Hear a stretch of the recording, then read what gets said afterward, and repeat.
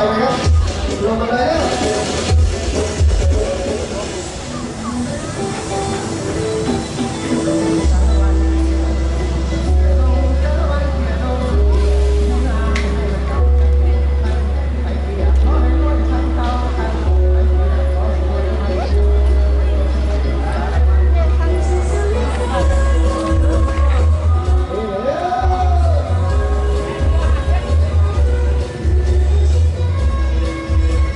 มีไม่ดูแลเพื่อนเลยคนเดียวเพื่อนมีบุญมีคณะเสื้อดำหัวเนี่ย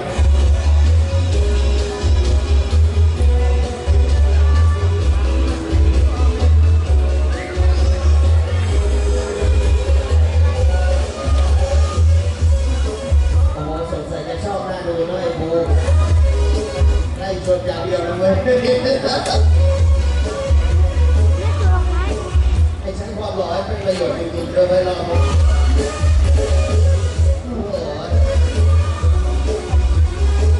แฟนพี่ปูเขาอย่าไปยุ่งนะเว้ยมาเป็นคลิปเนี่ยมะม่วงเห่ากับมะนาวคู่แล้วตัวนี้15เป็นคลิป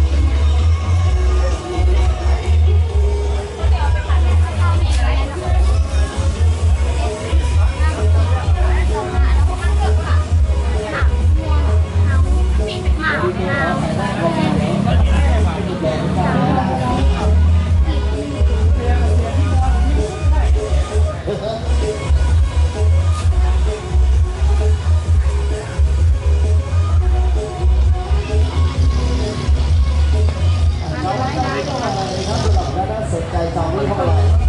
เศรษฐกิจต่อรองด้วยการรุกรักษาแต่ได้เลยในช่วงนี้ลงมาก็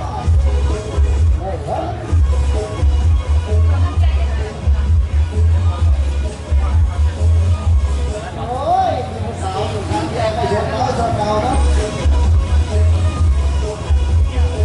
แยกกันชนแล้วไม่สลอนะตัวที่สุดในเกมนี้นะ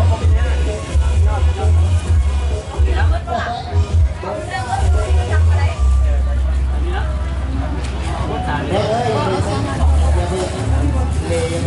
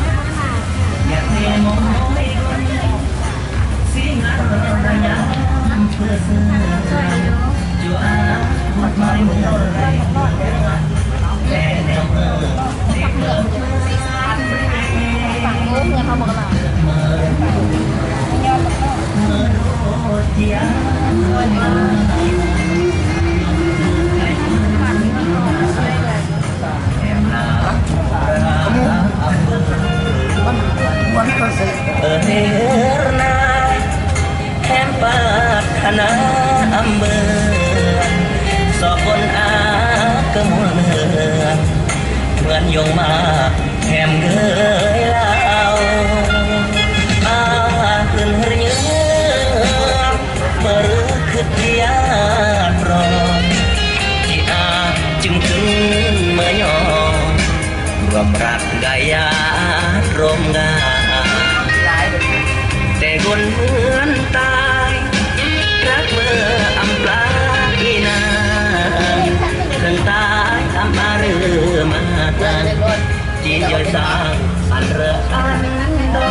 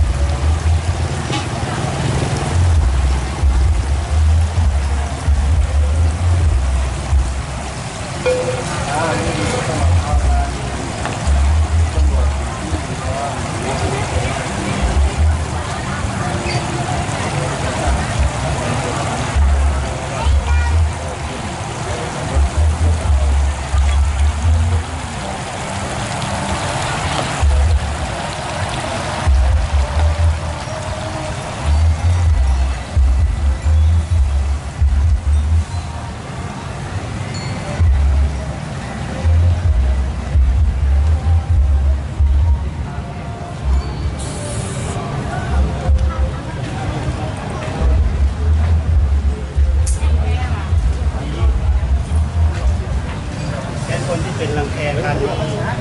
3-4 เดือนก็ดีแล้วเจอแค่ผมโดนนะผมบางคนกันคนละ2 ที่เรา